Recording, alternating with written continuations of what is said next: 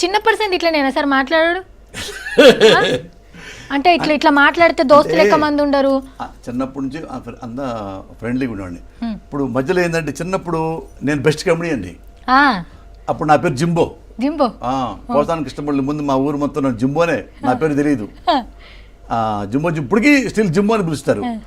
అప్పుడు అందరూ బాగా నవ్వించేవాడిని. ఎప్పుడైతే మా ఫాదర్ చనిపోయి కష్టాలు స్టార్ట్ అయినాయో నాలో జింబో చచ్చిపోయాడు. అయ్యో మాట్లాడాల్సి వచ్చా, అసలు చచ్చిపోయాడు జింబో. ఎందుకంటే స్ట్రగుల్స్, ఇలా హెరాస్మెంట్స్, ఫోజ్ కొట్టేవాళ్ళు ఇవన్నీ చూసి చూసి చూసి పర్సు బేస్ చూసిన తర్వాత ఏం నేర్చుకున్నానంటే ఇలా బతకూడదు మనం అనుకున్నా.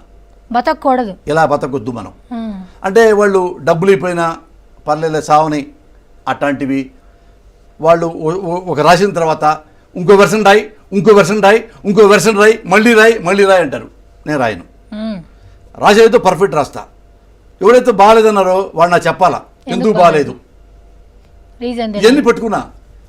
ఇలాగ బతకూడదు, ఇది మనం భయపడి బతకూడదు, ఇలాగ బతకాలి, ఓ మనిషిలాగా మనం బతకాలి, ఓ రైటర్లాగా బతకాలి అని నిర్ణయించుకొని వాళ్ళకి సంబంధం లేకుండా వేరే లైఫ్ స్టైల్ తీసుకొని నేను ఇండస్ట్రీలో ఉన్నా.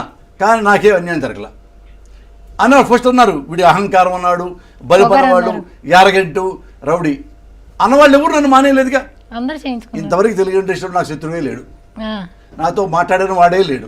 అందరు ప్రొడ్యూసర్లు, అందరు హీరోలు, అందరు డైరెక్టర్లు, అందరు డైరెక్షన్ డిపార్ట్మెంట్ అందరూ నాతో బాగుంటారు.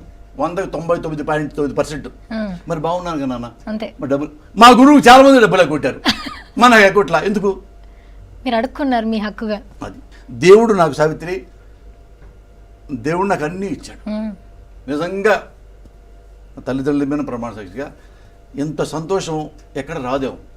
తర్వాత నేను మా అయితే లెక్చర్ అయ్యి ఉండేవాడిని, ఎంఏ ఎంఫిల్ చేశా, డాక్టర్ పిహెచ్డీ చేశా 3 years.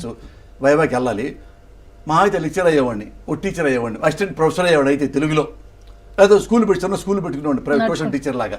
నా వైఫ్ కూడా BSc BL బాగా చదువుకుంది, తను కూడా టీచర్ అయ్యేది. కానీ ఇంత డబ్బు, ఇంత పేరు, ఇంత సౌకర్యం, ఇంత విలాసవంతం ఎక్కడ దొరుకుతాయి? ఎక్కడ రాజకీయాల్లో కూడా దొరకవు.